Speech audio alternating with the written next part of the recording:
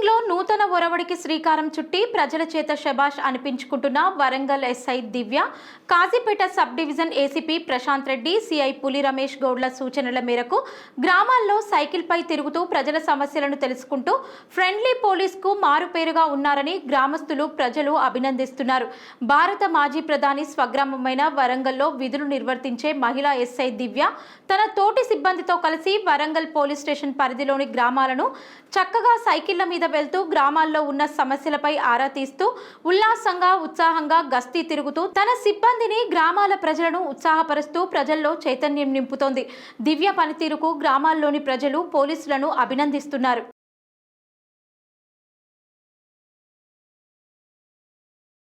నమస్తే అండి, నా పేరు దివ్య. వంగర ఎస్ఐగా పనిచేస్తున్నాను.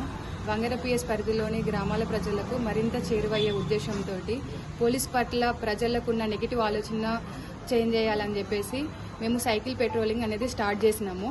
నేను పనిచేసిన పిఎస్ పరిధిలో మ్యాక్సిమం రూరల్ ఎన్విరాన్మెంట్ ఉంటుంది. అందులో గెట్టు పంచాయతీలు వీళ్ళకి కొంచెం అవగాహన ఉండదు సైబర్ ఫ్రాడ్ పైన, గంజాయి పైన. సో మేము వాళ్ళ దగ్గర సైకిల్ పెట్రోలింగ్ చేస్తూ వాళ్ళలోకి కలిసిపోయి స్నేహపూర్వకమైన వాతావరణాన్ని నెలకొల్పి ఇలాంటి ఏదైనా అసాంఘిక కార్యక్రమాలు ఏమైనా ఉన్నా కూడా మాకు ముందుగా చేర్చవేస్తారనే ఉద్దేశంతో సైకిల్ పెట్రోలింగ్ చేసినాము. దీనివల్ల ప్రజల్లో ఒక భద్రతా భావం కలుగుతుంది. ప్రజలు పోలీసులు మన పట్ల ఉన్నారు అని చెప్పేసి ధైర్యంగా వాళ్ళు కూడా ఉంటారు. మాకు కూడా సిబ్బందికి ఫిట్నెస్ ఉంటుంది. ప్లస్ ఇది ఇక్కడితో కాకుండా ఇక మీదట కూడా కొనసాగుతుంది. నా పిఎస్ పరిధిలో 6 ఊర్లు, ఒక హ్యామ్లెట్ ఉంది. ప్రతిదీ మాక్సిమం ఒక 10 కిలోమీటర్స్ దూరంలో ఉంటుంది. సో మేము వెళ్ళి రావడానికి కూడా మాకు మంచిగా ఉంటుంది. నా పిఎస్ పరిధిలోని గ్రామాలకు ప్రతి కార్నర్కి వెళ్ళి ఆ సమస్య ఎక్కడుందో వాళ్ళతో చర్చించి మళ్ళీ అట్లా రిపీట్ అవ్వకుండా సొల్యూషన్ తీసుకురావడానికి ఇది ఒక మంచి ఆలోచనగా మేము భావించి స్టార్ట్ చేసినాము. గౌరవనీయులైన మా కాజీపేట ఏసీపీ గారు అండ్ సిఐ గారి సూచనల మేరకు సైకిల్ పోలీసింగ్ అనేది, పెట్రోలింగ్ అనేది కమ్యూనిటీ భాగంలో స్టార్ట్ చేసినాము.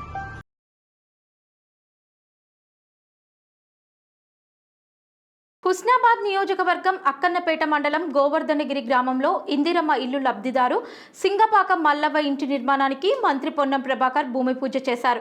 తనకు ఇందిరమ్మ ఇల్లు మంజూరు అయినందుకు సింగపాక మల్లవ్వ ఆనందంతో కంటతడి పెట్టి కాంగ్రెస్ ప్రభుత్వానికి కృతజ్ఞత తెలిపింది. ఈ సందర్భంగా మంత్రి పొన్నం ప్రభాకర్ మాట్లాడుతూ తెలంగాణ ప్రజాపాలన ప్రభుత్వంలో ప్రతి నియోజకవర్గంకు 3500 ఇందిరమ్మ ఇల్లు మంజూరు చేయడం జరిగిందని, ఇల్లు కట్టుకోవడానికి ఆర్థిక స్తోమత లేని వారికి మహిళా సంఘాల నుండి ₹1,00,000 రుణం, 8 ట్రాక్టర్ల ఇసుక ఉచితంగా అందజేస్తామని తెలిపారు. తెలంగాణ ప్రభుత్వం నియోజకవర్గానికి 3500 ఇళ్ల చొప్పున శాంక్షన్లు ఇచ్చింది. అదేవిధంగా వారు కట్టుకోవడానికి ఆర్థిక స్తోమత లేని వాళ్లకు మహిళా సంఘాల ద్వారా ₹1,00,000 అడ్వాన్స్ ఇచ్చి మళ్ళీ నిర్మాణం తర్వాత తీసుకుంటా ఉన్నారు.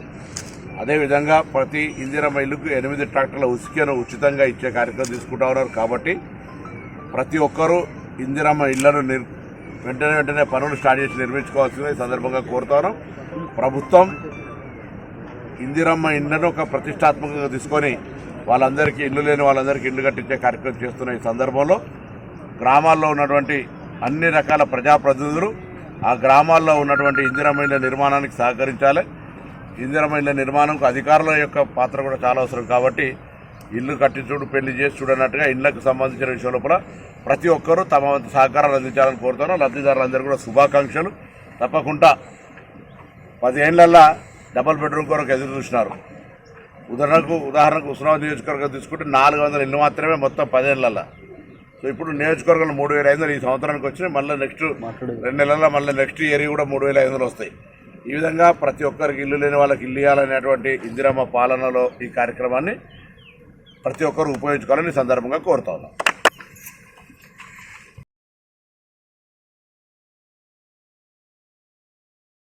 తెలంగాణ రాష్ట్ర మంత్రివర్గంలో ఇటీవల ప్రమాణ స్వీకారం చేసిన 3 నూతన మంత్రులకు ముఖ్యమంత్రి రేవంత్ రెడ్డి బుధవారం శాఖలను కేటాయిస్తూ ఉత్తర్వులు జారీ చేశారు. కేటాయించిన శాఖల వివరాలు ఈ విధంగా ఉన్నాయి. అడ్లూరి లక్ష్మణ్ కు ఎస్సీ, ఎస్టీ, మైనార్టీ సంక్షేమ శాఖల బాధ్యతలు అప్పగించారు. గడ్డం వివేక్ కు కార్మిక శాఖతో పాటు గనులు, భూగర్భ వనరుల శాఖలను కేటాయించారు. వాకిటి శ్రీహరికి క్రీడలు, యువజన సర్వీసులు, పశుసంవర్ధక శాఖల బాధ్యతలను ముఖ్యమంత్రి అప్పగించారు. ఈ తాజా విస్తరణతో తెలంగాణ కేబినెట్లోని మంత్రుల సంఖ్య 15కు చేరింది. ప్రస్తుతం ఉన్న మంత్రుల శాఖలలో ఎలాంటి మార్పులు చేయకుండా ముఖ్యమంత్రి తన వద్ద ఉన్న శాఖలనే కొత్తగా నియమితులైన మంత్రులకు కేటాయించడం గమనార్హం. ప్రస్తుతం 15 మంది మంత్రులు ఉండగా మరో 3 స్థానాలు ఖాళీగా ఉన్నాయి. కీలకమైన హోం, విద్య, మున్సిపల్ శాఖలు సీఎం రేవంత్ రెడ్డి వద్దే ఉన్నాయి. హన్మకొండ జిల్లా ఎల్కతుర్తి మండల కేంద్రంలోని బీసీ కాలనీ ప్రాథమిక పాఠశాలను గురువారం రోజున స్థానిక ఎంపీడీఓ విజయ్ కుమార్, ఎంవీఓ చదువుల సత్యనారాయణ మరియు పాఠశాల ఉపాధ్యాయుల బృందం కలిసి పునః ప్రారంభించారు. మొదటగా ఎంపీడీఓ, ఎంఈఓ కలిసి రిబ్బన్ కట్ చేసి విద్యార్థులను, విద్యార్థుల తల్లిదండ్రులను పాఠశాలకు ఆహ్వానించారు. అనంతరం విద్యార్థులకు పాఠ్య పుస్తకాలు, నోట్బుక్స్, స్కూల్ యూనిఫామ్స్ అందజేశారు. ఈ సందర్భంగా వారు మాట్లాడుతూ వేసవి సెలవుల అనంతరం అన్ని పాఠశాలలు రీఓపెనింగ్ జరుగుతున్న నేపథ్యంలో విద్యార్థులకు మంచి విద్యతో పాటు నాణ్యమైన ఆహారం అందించడం జరుగుతుందని, ప్రభుత్వ పాఠశాలలు మంచి విద్యను అందించనుందని, ఈ అవకాశాన్ని ప్రతి ఒక్కరూ సద్వినియోగం చేసుకోవాలని కోరారు. ఈ కార్యక్రమంలో గ్రామ సిబ్బందితో పాటు పలువురు స్థానిక నేతలు, విద్యార్థుల తల్లిదండ్రులు పాల్గొన్నారు.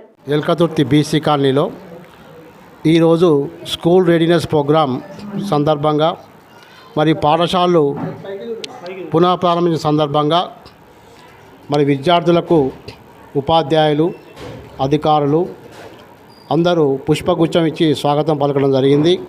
ఇట్టి కార్యక్రమంలో గ్రామ పెద్దలు, తల్లిదండ్రులు, అధికారులు, మరి గౌరవ ఎంపీడీఓ గారు అందరూ ఉపాధ్యాయులు పాల్గొనడం జరిగింది.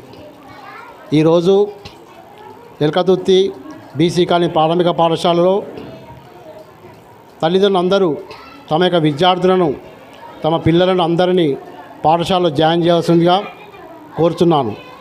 ఈ పాఠశాలలో ఈ అకాడమిక్ ఇయర్లో పిల్లలకు మంచి విద్యను అందించడానికి ఉత్తీర్ణత పొందినటువంటి ఉత్తమ ఉపాధ్యాయులు ఈ పాఠశాలలో పనిచేస్తున్నారు.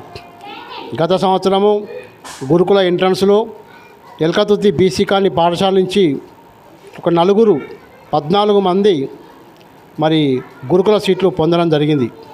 అందుకు ప్రధానోపాధ్యాయుని, ఉపాధ్యాయులను అభినందించడం జరిగింది. కావున తల్లిదండ్రులు గమనించి తమ పిల్లలను ఈ పాఠశాలలో జాయిన్ చేయాల్సిందిగా, అడ్మిషన్ తీసుకోవాల్సిందిగా కోరడం జరుగుతున్నది. ప్రభుత్వ పాఠశాలలో ప్రభుత్వం అందిస్తున్న సౌకర్యాలు అందరూ వినియోగించుకోవాలి. రోజు మధ్యాహ్న భోజనము, 3 రోజులు గుడ్లు, 3 రోజులు రాగి జావా పిల్లలకు అందించబడను. అదేవిధంగా 2 జతల యూనిఫాము మరియు పిల్లలకు నోట్బుక్లు, వర్క్ బుక్లు, టెక్స్ట్ బుక్స్ అన్నీ అందించడం జరుగుతుంది. ప్రభుత్వ విద్యను అందిస్తున్న విద్యను అందరూ మరి ఉపయోగించుకోవాలని, ఈ యొక్క పాఠశాలను ఇంకా అభివృద్ధి పదంలో తీసుకుపోవాలని తల్లిదండ్రులను రిక్వెస్ట్ చేస్తున్నాను. ఈ సమావేశంలో మరి తల్లిదండ్రులందరూ తమ యొక్క పిల్లలకు మంచి విద్యను అందిస్తున్నందుకు ప్రధానోపాధ్యాయులకు, ఉపాధ్యాయులకు అభినందన తెలపడం జరిగింది. ఈ సమావేశానికి మరి విచ్చేసిన ప్రతి ఒక్కరు కూడా ఈ పాఠశాల యొక్క అభివృద్ధి కొరకు పాటుపడతామని, తమ యొక్క పిల్లలను మరి ఈ పాఠశాలలో ఈ సంవత్సరము అడ్మిషన్ తీసుకుంటామని అందరికీ చెప్పడం జరిగింది. సో అందరికీ ధన్యవాదాలు, కృతజ్ఞతలు. Thank you.